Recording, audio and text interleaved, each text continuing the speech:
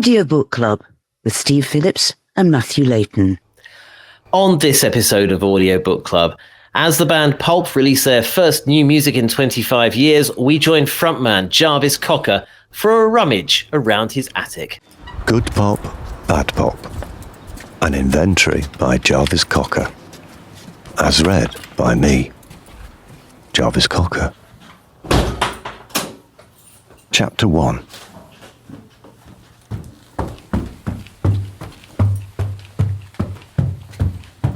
There was a house I lived in for a while.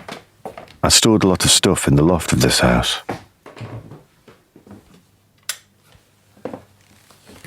When I say stored a lot of stuff, that's really a polite way of saying used it as a skip. Audiobook Club with Steve Phillips and Matthew Layton. Hello and welcome to Audiobook Club, the podcast about audiobooks that is most definitely sorted out for ease and whiz. Thank you very much. And of course, what other line could we have had in the script there?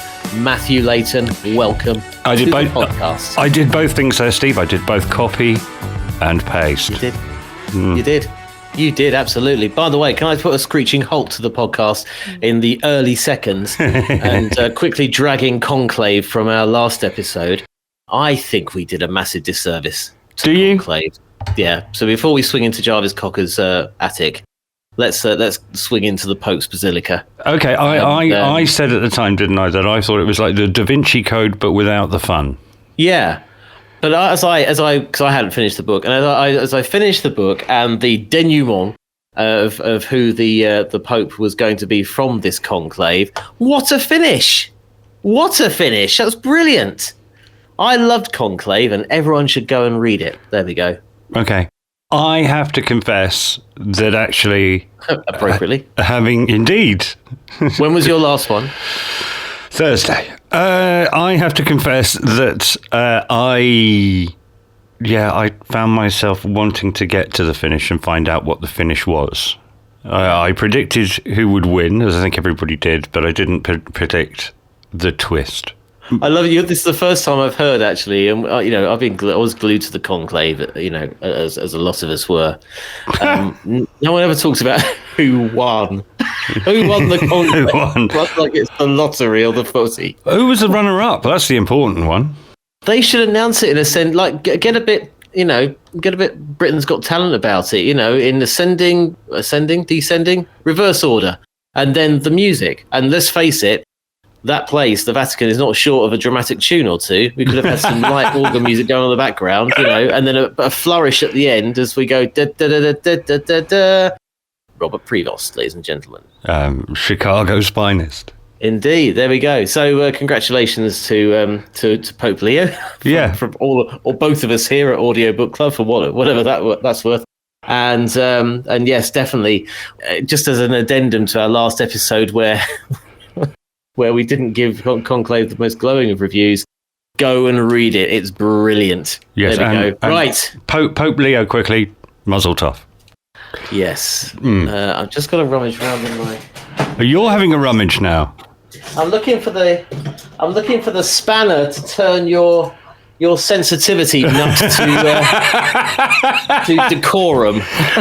You're turning my nuts. There'll be a little tiny one.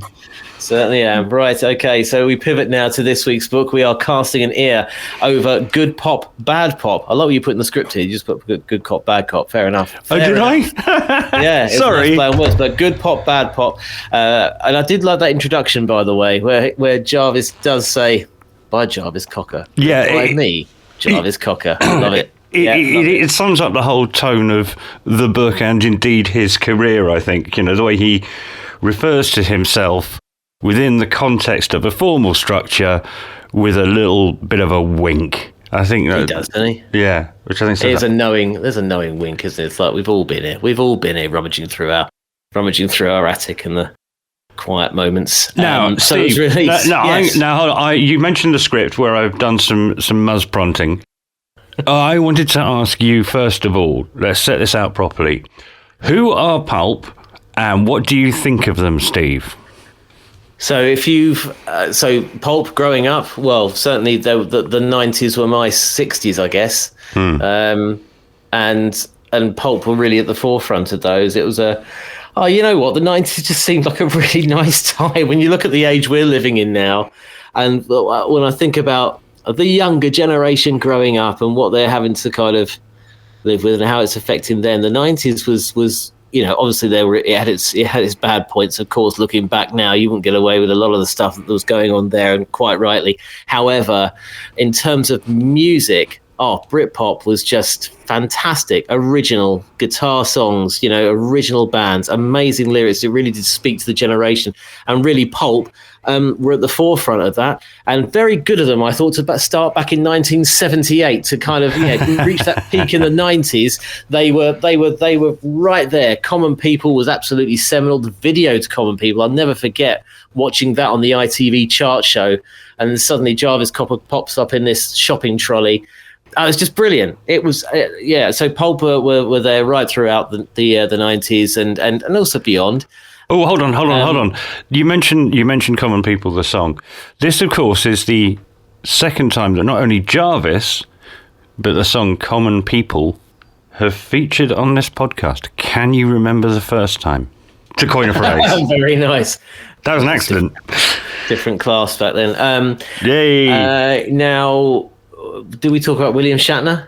We do, yes. Yeah, you called it exactly. It turns out, contrary to what I thought, you are actually listening while we're making this podcast too. So here's Ben Folds from, I think it was something like our 4th or 5th podcast. I met him in a lobby of a hotel in Adelaide, and here he is, bigging up Mr. Cocker.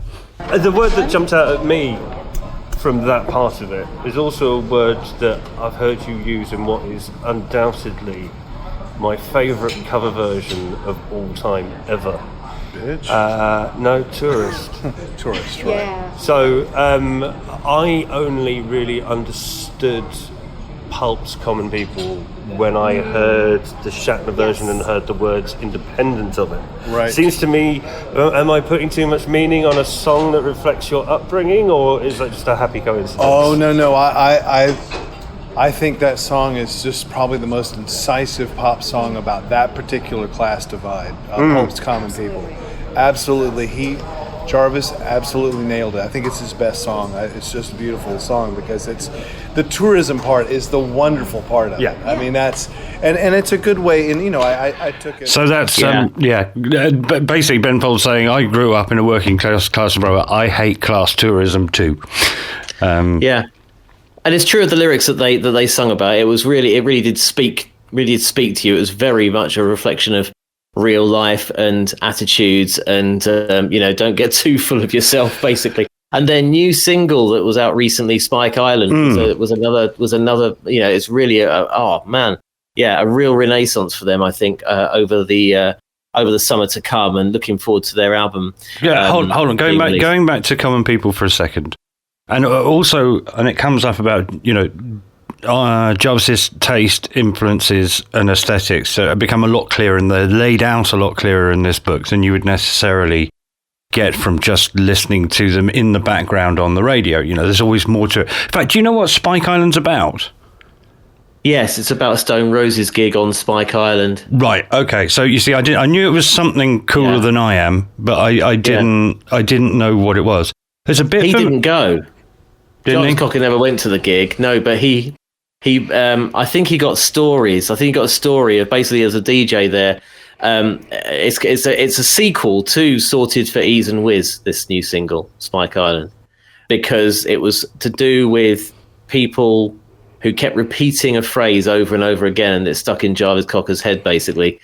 Sorted for Ease and Whiz, this guy kept sort of, I don't know if it might have been the same, I think it was at the same gig, kept asking everyone if they were sorted for Ease and Whiz over and over and over again. And Spike Island comes from the hapless DJ who's trying to get the crowd going by going, Spike Island, come alive, Spike Island, come alive. And that stuck in Jarvis Cocker's head. So that it went in the song. So that's one of the lyrics. It's like, Spike Island, come alive again.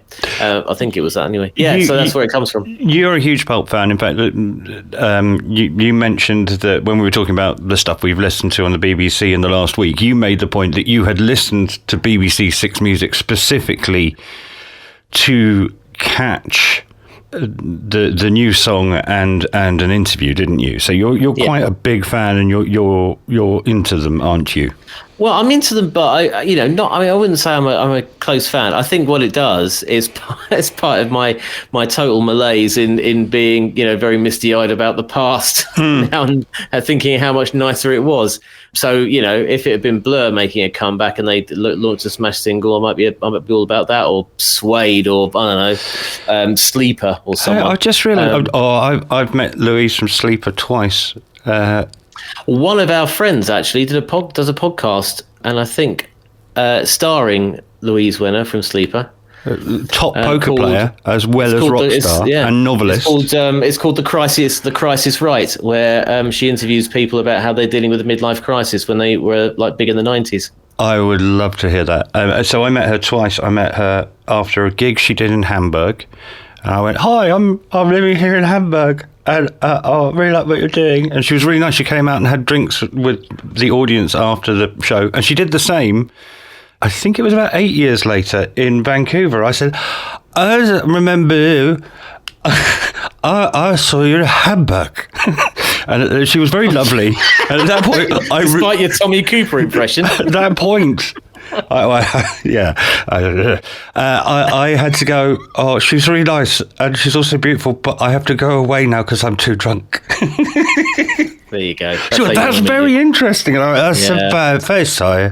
Do you know what? Actually, it's interesting you say that, because I can't meet my heroes. I can't meet anyone famous without coming across, as you've probably heard on this podcast, I just come across as all sycophantic and thank you for being in the same orbit as us and deigning to, grace us with your presence. I don't know why, because I've worked in lots of orbits and things, but I have to sort of work with them for 10 years before we speak. I'll tell you why that is, Steve. It's because you're a lovely human being.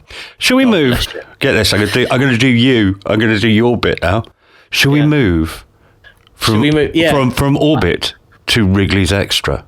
There you go, you see. See how I do that more subtly than you? You just go, "Shut up, Steve, I'm going to say this now." That's basically your shtick. And I go, I think of my segues, do you know what I mean? Can we just, before we do it, can we just do the casting again? Because thanks for asking how I feel about Pulp. That's really kind of you, as much as I've just said you're nice. How do you feel about Pulp then? Well, do you know what? As a kid who went to a public school, and this was very defiantly a working class point of view, and I sort of felt that it was a party to which I was not invited.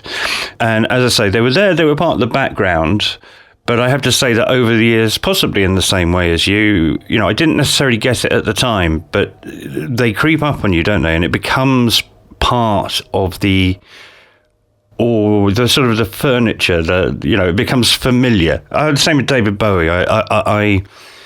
I've heard so many people rattle on so much about David Bowie, but the first time I heard him when I was 8 years old, it was Let's Dance, and it was a perfectly reasonable pop song. And again, for me, Pulp were part of the time and didn't stand out for me, but over the years, I think I've grown to respect and like them more. And part of that actually was Jarvis's Six Music show, where I started to get what he was on about just by the general subjects that he covered and the way that he spoke. So yes, I like them more now. I think I understand it better. Yeah, I used to love Jarvis Cocker's Night Shift, where he sort of explored the world of night shift workers and things. It was really good, and I like his delivery as well. I mean, this book was certainly something you could literally go. It's literally a book at bedtime, because you could quite happily go to sleep listening to it. It was really had that sort of feel about it, where you'd just be sent off to a really nice sort of cozy place, and then you can just kind of drift off. Anyway, don't drift off just yet, because we've got to do our 3-step process. There it is. Where we talk about the author, we talk about the text of the book, and then we discuss the performance or indeed narration of the audiobook, and does the audio version bring anything vastly superior to just buying it off a shelf and reading the thing. So Matthew, the author himself, like we've just been speaking about him for the last 20 minutes anyway. Yeah, Jarvis Branson Cocker was born on the 19th of September 1963. He is an English, it says on Wikipedia, musician. I'd put that in inverted commas a bit. As the founder, frontman, lyricist, and only consistent member of the band Pulp, he became a reluctant figurehead of the Britpop genre in the mid-1990s. Funnily enough, I've just remembered, do you remember when he did a stage invasion at the Brit Awards with Michael Jackson? Do you remember that? Oh, yeah, that's it. Yeah, no, of course. Yeah, Michael Jackson was performing Earth Song, and it was all rather over the top. Jarvis had a couple of whiskies and jumped up on the stage, danced around a bit, and then kind of got a bit lost and was shown gently off. The audience, yeah. Did he moon the audience? I'd forgotten that. I think he did. I think he got his posterior out. Yeah, and Bob Mortimer got him off of the legal thing. Oh, did he? Yeah, he did. Yeah. Was Bob Mortimer? That's the anecdote, I think. Was Bob Mortimer? The bloke in a pub told you, and it was on the internet. That's two independent sources. It must be true. Sources, yeah, it must be true. There you go. Cocker has also pursued a solo career, and for 7 years he presented the BBC Radio 6 music show Jarvis Cocker's Sunday Service, and he was replaced by Iggy Pop in that slot. So it just shows you the sort of status that he is held in this country. I like the idea of a Sunday Surface, though. There'd be a big doily on it, wouldn't there? Nice sort of lace tablecloth on a Sunday Surface. You know what? You're hitting all the marks this week. You're getting everything absolutely right. Doilies, you'd think there might be some doilies somewhere in Jarvis's attic. Yeah. Oh, there's got to be, isn't there? Yeah, exactly. It wasn't covered in the book. That's for book 2, clearly. Well, why don't you, again, the only reason people tune into this nonsense is the wonderful way in which you read the blurb off of the back of books. Please, Maestro, take it away. As we know, that's an utter lie. What if the things we kept hidden say more about us than those we put on display? We all have a random collection of the things that made us: photos, tickets, clothes, souvenirs, stuffed in a box, packed in a suitcase, crammed into a drawer. When Jarvis Cocker starts clearing out his loft, he finds a jumble of objects that catalogue his story and ask him some awkward questions. Who do you think you are? Or who do you think you are? Are clothes important? And why are there so many pairs of broken glasses up here? From a Gold Star polycotton shirt to a pack of Wrigley's Extra, from his teenage attempts to write songs to the sexy laughs, fantastic dirty joke book, this is the hard evidence of Jarvis's unique life, pulp, 20th century pop culture, the good times and the mistakes he'd rather forget. And this accumulated debris of a lifetime reveals his creative process, writing and musicianship, performance and ambition, style and stagecraft. This is not a life story, it's a lost story. It is definitely a story. Recorded on location with the author and featuring archival material, Good Pop, Bad Pop is an intimate and immersive listening experience with an icon of British culture. And by the way, his dancing. Now, I've made a reference to this because I saw him on Jonathan Ross doing his new single, Pulp. And the dancing he was doing, he clearly was thinking long term, because, you know, as you get older, you see aging rock stars not being able to move about as once they could and jump about the stage. And so Jarvis Cocker, I'm pretty certain seeing a live gig with him back in the day, was doing these strange arm movements. He'd just stand there and just do these wiggly arm movements, thinking, actually, you know what, I'll be able to do the same again when I'm 60. Yeah, you know, and there's another thing about that, which is, you know, the thing at the time that made him different from the other, his contemporaries, the Blurs and Oasis, is who you've mentioned, is, you know, he was known originally as somebody quite weird who once came on stage in a wheelchair. So, you know, doing really odd stuff like that. And I think, again, this book has helped me understand where that's come from and turned on several lights. As you say, or as you read, Jarvis rifles through this attic in his house in the UK, where he hasn't been for a number of years. He goes through all the stuff because he's accrued so much rubbish. And one of the things that runs through the book is he picks up individual items, tells the bit of his life that it reminds him of, And then then he plays keep or cob. Cob being the Sheffield term for to throw something. So is he going to keep it or is he throw it? You've mentioned the Wrigley's. The first couple of things are the Wrigley's Extra chewing gum that's 20 years old from the days when it used to come in stick form rather than sort of the pellets that it's in now. Plastic collar stiffeners. More importantly, his teenage notebook. Which has lots of secrets. In fact, I'm going to go early for a clip, Steve. Okay, right. There's a bit in his teenage notebook. There is a bit where he calls it the Pulp master plan, where 15-year-old Jarvis maps out what it's almost like a political manifesto of what Pulp should be. And I think when we listen to this, you'll hear that I think he managed to stick to it even till today. The Pulp Master Plan. The group shall work its way into the public eye by producing fairly conventional yet slightly offbeat pop songs. After gaining a well-known and commercially successful status, the group can then begin to subvert and restructure both the music business and music itself. It's the old change the system from within approach. Pop success as Trojan horse. This is my younger self's way of reconciling pop ambitions with my newly found punk ideals. I'm quite impressed. So I think, if you come as far as Spike Island, I think he hasn't managed to change the entirety of music. But other than that, I think he's ticked every box on his list there. Yes. In fact, Steve, just before we came on air, we don't normally like... What did we have the other day? We had a book that referred us to look at... We had to look at the PDF and look at graph number 14. I think it might have been one of the sleep books that we were reading.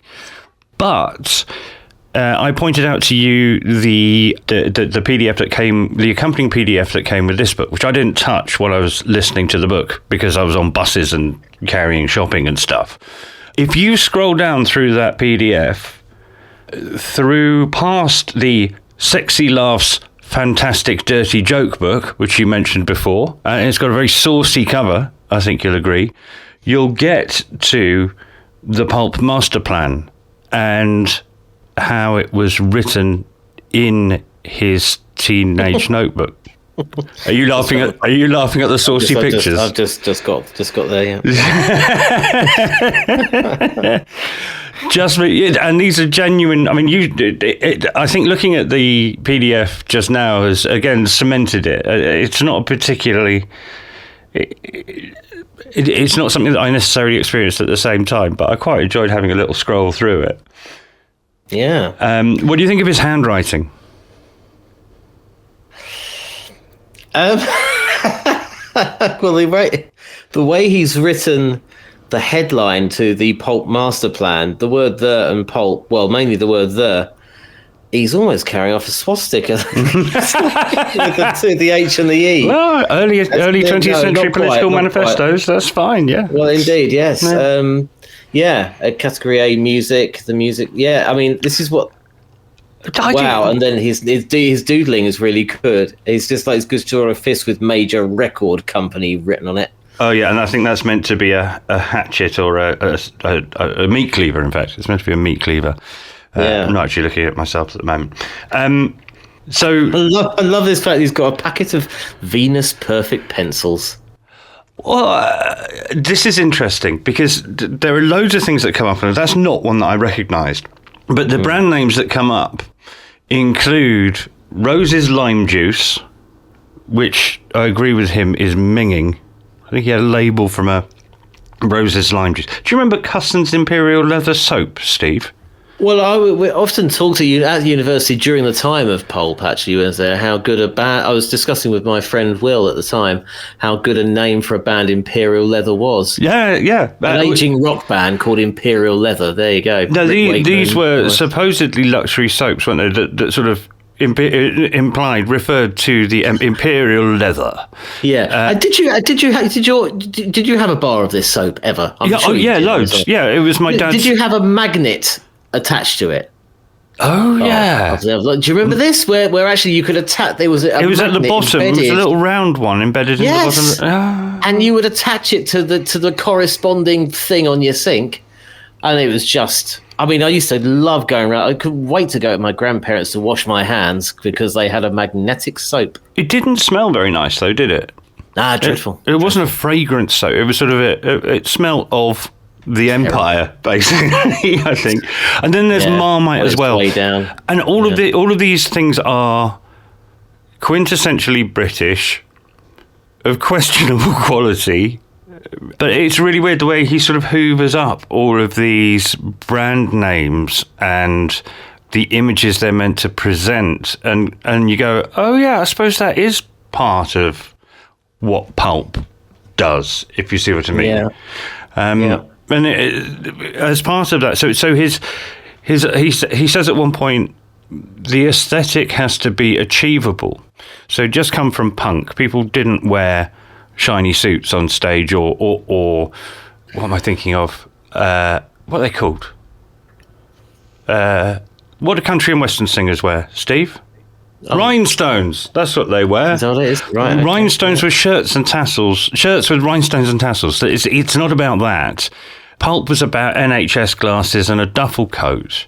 And quite soon we get to the first shirt he ever bought in a jumble sale. And he's basically saying that, you know, where other people are dressing in fancy, expensive clothes, he really likes a jumble sale.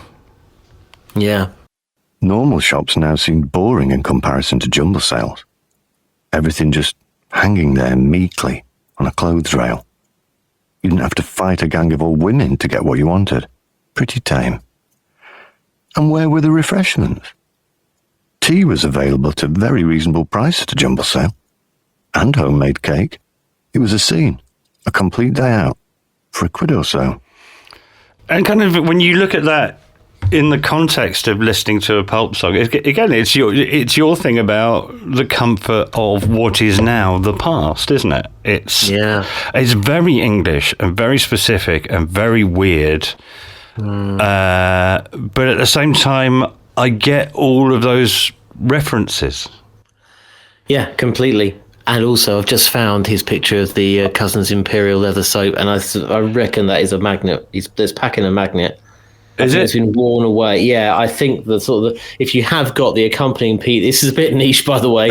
First of all, if you have recently downloaded the book Good Pop, Bad Pop by Jarvis Cocker, released quite a few years ago, or 2022, not too many years ago, go to the accompanying PDF. Then about, I think it's towards the end.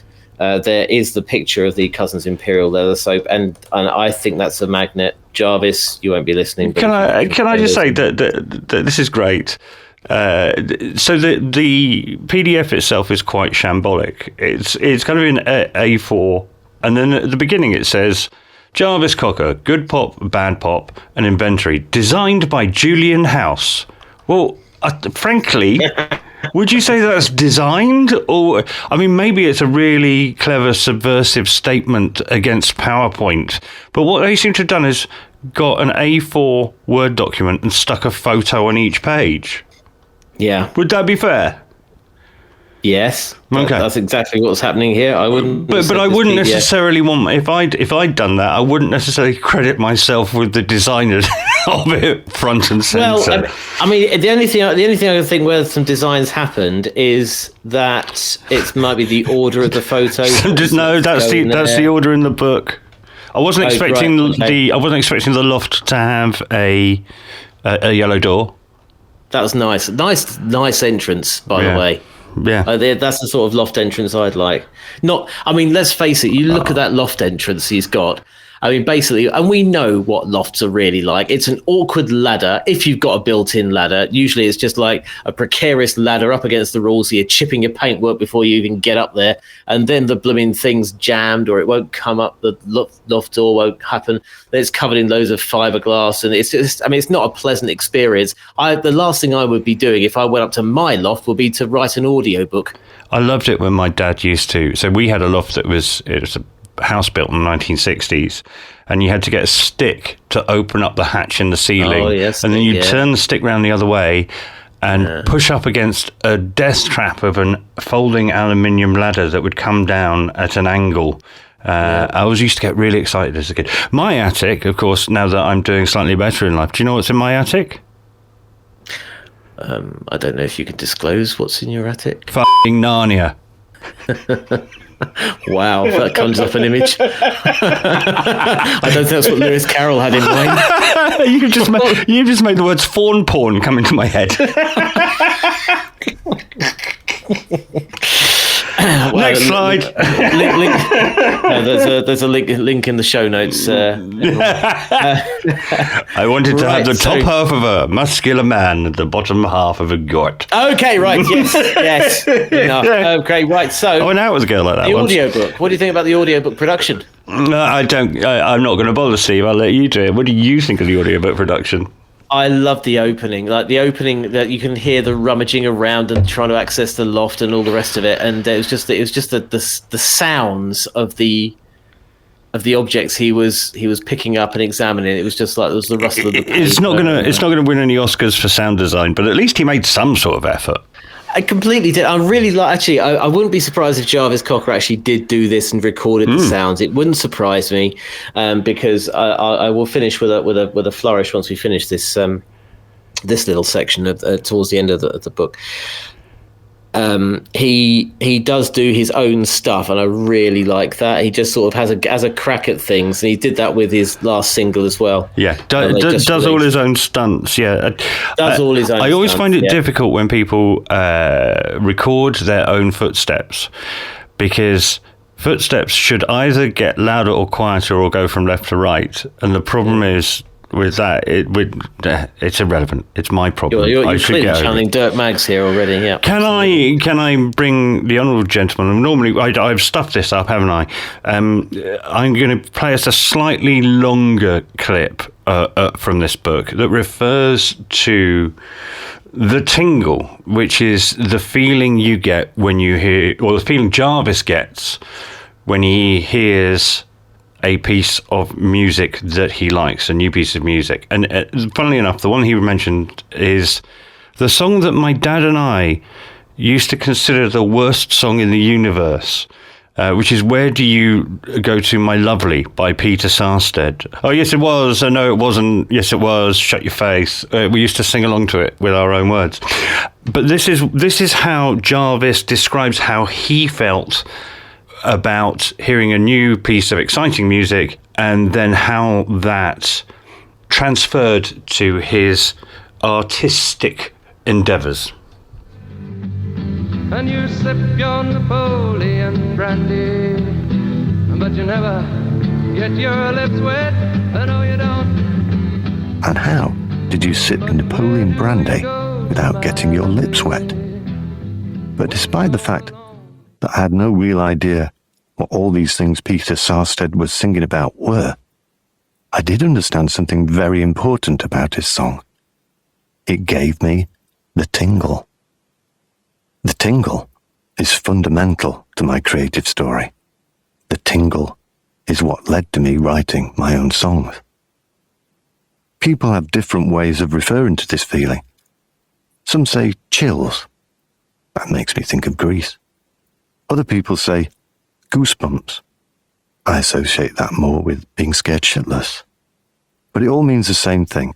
You're having a physical reaction to music. For me, it's a tingling sensation around the top of my shoulders and the back of my neck. I don't experience the tingle in any other art form, or rather, it may happen occasionally. With music, it happens a lot. In fact, it's what I'm searching for when I listen to a new piece of music, because it's a very pleasant feeling to have. I liked experiencing this mysterious feeling. As a child, I wanted to feel it more often. Eventually, it made me want to try and make it happen to other people. It just sums it up, really, doesn't it? It's what he's saying, the way he delivers it, the whole notion that it's achievable, and actually in parts of the book as well, he he encourages us and say, I can do this creative process stuff.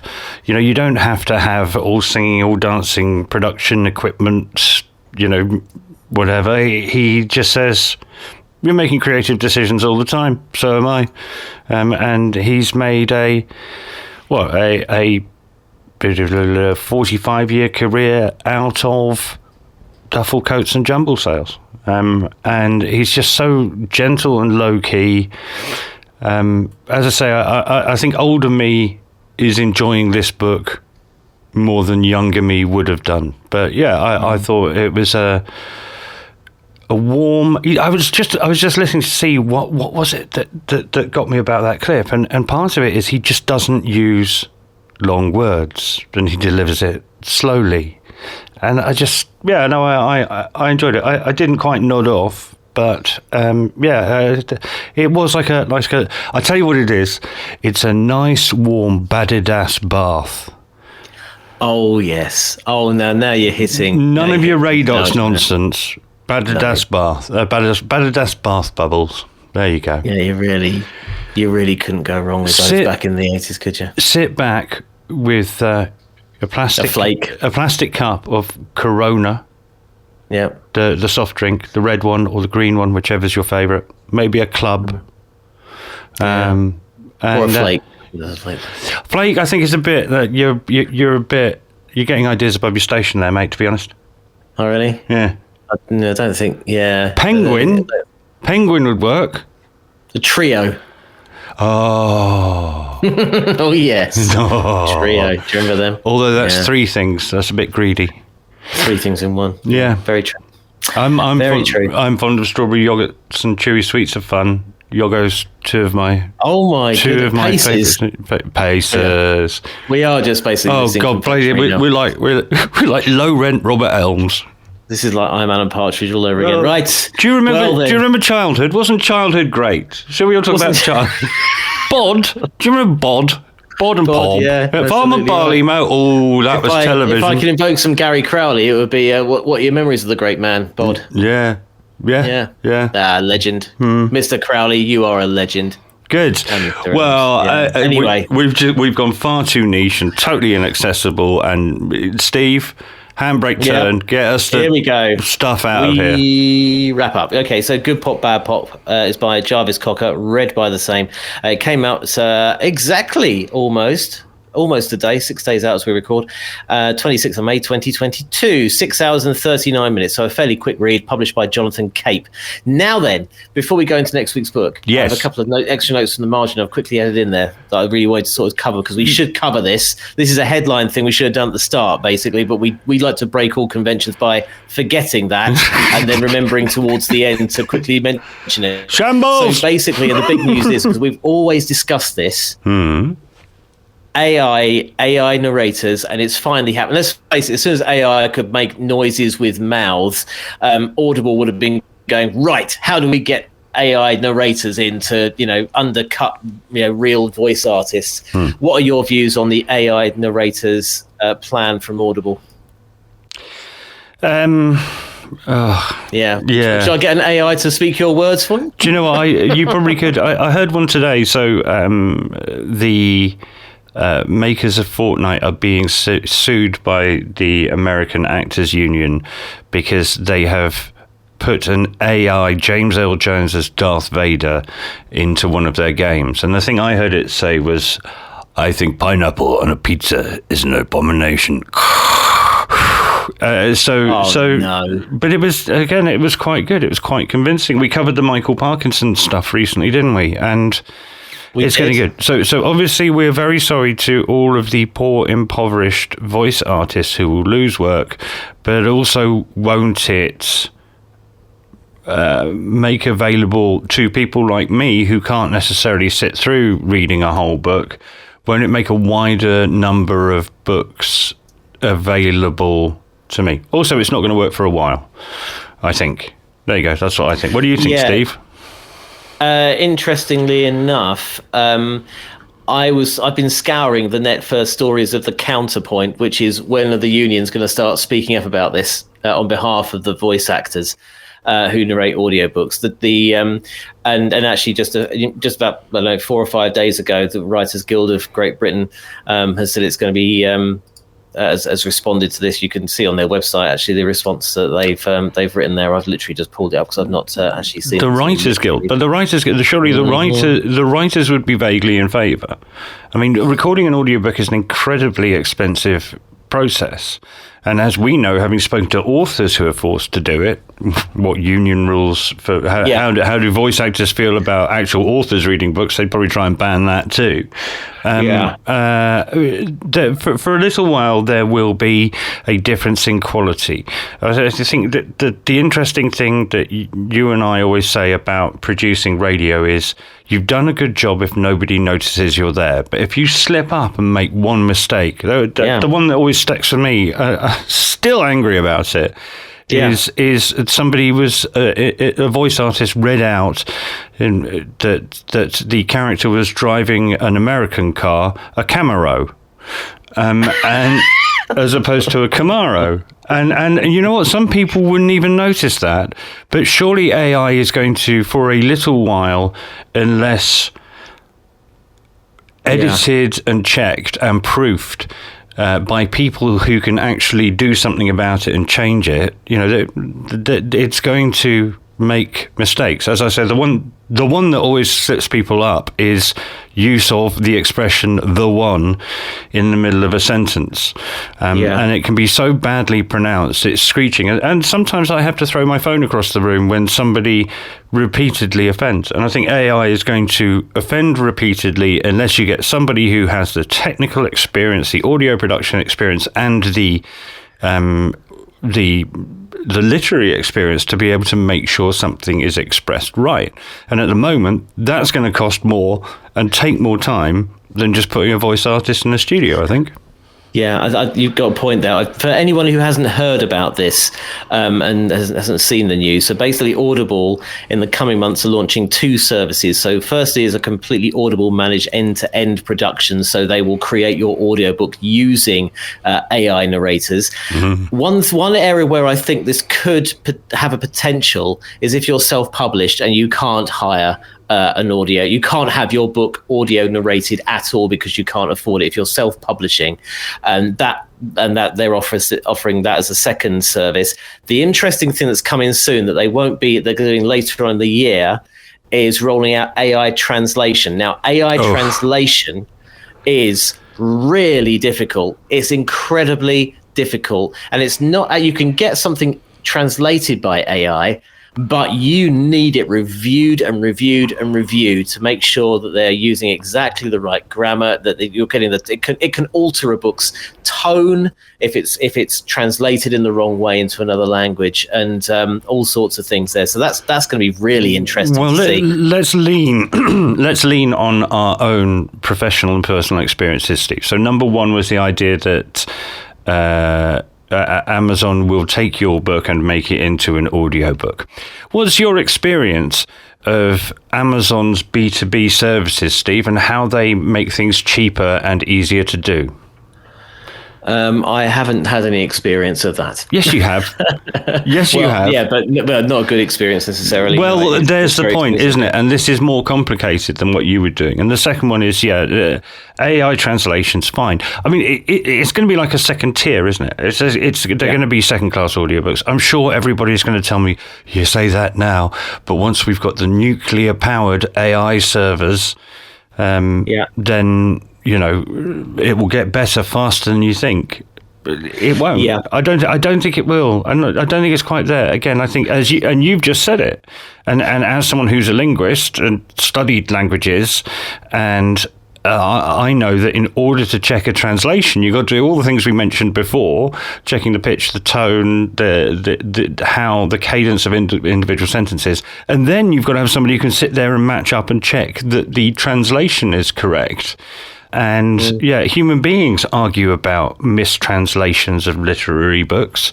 I think if they're going to do it, I want to pay 99p for an AI book as opposed to £7. I think that's fair, isn't it? Well, it does sound like it. Yeah, I think you're right. It's I'll just read the response, if I may. Read a quote from the Writers Guild of Great Britain chair, Simon Guerrier, and he said that AI narration and the production of audiobooks means a worse product for the listeners. Despite improvements in artificial speech, it still sounds odd and jarring, especially at any length, which means we can't lose ourselves in the story being told, pretty much as we've been talking about here. AI narration and production of audiobooks is also bad for the creative industry. A good audiobook requires a skilled reader and a production team to bring out the nuance and the meaning, creating a direct connection with the listener. That skilled work is worth paying for. And AI narration and production is bad for the people who use it to produce audiobooks. They produce a worse product, don't develop their own skills, and serve only to add to the squeeze affecting the publishing world more generally. So pretty much, I think it's oh, good. I don't look like a total dick then. You've been backed by the WGGB there, mate. Oh, yes. I've been waiting for that. Everybody out. I'm going to the podcast show this week. I'll see if I can find somebody from Audible to have a conversation with us. Have a chat, yeah. Oh, glad you're going there. Yeah, have a nice time. I've got one more note for the margin, by the way, before I... Hold on, let me check. I've got a confession. 46 minutes? Go on, what's your confession? I'll make it a very quick confession, but I'm going to show you this on camera. Oh, hold on. For the benefit of listeners. You know I don't look at the camber for obvious reasons. Yeah, but there you go. What have you got? Oh, it's gone dark in your room. Yeah, it's gone very dark, but I have been... Show me again. I have been... It looks like a penguin. That's a heavy book. It's a heavy penguin paperback. Is it penguin? It's got the orange and cream colours of penguin. Not quite. What's it say? But okay. So what it says? Well, basically, my confession is that I have been reading a print book. Not an audiobook. Away with you. Confession. So I went to a book launch. Bring last back night. the birch. As we record, I went to a book launch. Traitorous scum. Yeah, and it's playing into the nostalgia feel in a really niche way, by the way. But this is a book which is all about, and a very, very detailed account of the making of TV's first sci-fi classic, The Quatermass Experiment, by Toby Hadoke. And I went to the launch last night, and heard him speak about it's taken him 36 years to write. On and off, but it's really worth watching. It's absolutely stunning how they pulled this off in 1953 to have a spaceship crash into someone's house and then a big alien, all done in Alexandra Palace in 2 rooms, and it was done live. It was broadcast live. It's so really worth reading that if you want to get a print. Higgins, can you bring me my sanitizer? I feel dirty. Well, I did actually ask him if he's going to do an audiobook, so I said, maybe come on when that's get the AI to do it, mate. That's from 10 Acre Films, but yeah, so I recommend that. Anyway, that's the end of confession. I think next week. Are you on the wrong podcast? I think I am. I think you've stepped out of lane there, mate. Yeah, we should do a regular book podcast. Like the world needs more of those. Next week is a blank line. It is a blank line. So here's the news. And I have been on the Audible app, and it's interesting. It's not just new titles that come out that change the way we experience audiobooks. And I have been in the Audible Originals section, and it has made it much easier to find high-quality dramas recorded, quite a few of them in the States, but in many fictional genres in particular. And what I'm going to do is run through that experience and also have a look about how that changes. Look, as you and I know from trying to promote this podcast, the internet is a difficult place because it's a visual medium to promote audio products. So they've shuffled something around. I guess that might be because their monopoly might be crumbling a little bit as Spotify, etc., move into the audiobook space. But there's some really good stuff. And I think the week after that, Steve, you'll be glad to hear Adam Buxton's got a new book out. Oh, lovely. Yeah, I'll have a go on that. So I think, why don't you spend 2 weeks on that and I'll burble on next week about Audible dramas, and we'll play lots of clips of things happening. Well, sounds good to me. Sounds good. Okay, well, if you've been listening to Good Pop, Bad Pop by Jarvis Cocker, Let us know what you thought. The hashtag is Audiobook Club. We are on Instagram and Blue Sky. At Audiobook Show is the name. You can subscribe. Please do subscribe to our podcast. Please, for the love of God, subscribe to our podcast. Don't want to come across as too desperate, because we never ever do that. We've been going for 5 years. Never sort of really promoted the show. So yes, yes, we're available on most outlets and some bad ones as well. So you can pretty much get us out of the bin outside the newsagents, pretty much. That is Audiobook Club for this week. Matt, it's been a pleasure as ever. Lovely to see you, Steve. How should we say goodbye this week? Okay, listen, I'm going to try and say goodbye into a microphone. Let's see how it goes. Okay, goodbye, everybody. Go on. Not doing it, can't do it. Yeah, ta-da. Audiobook Club with Steve Phillips and Matthew Layton.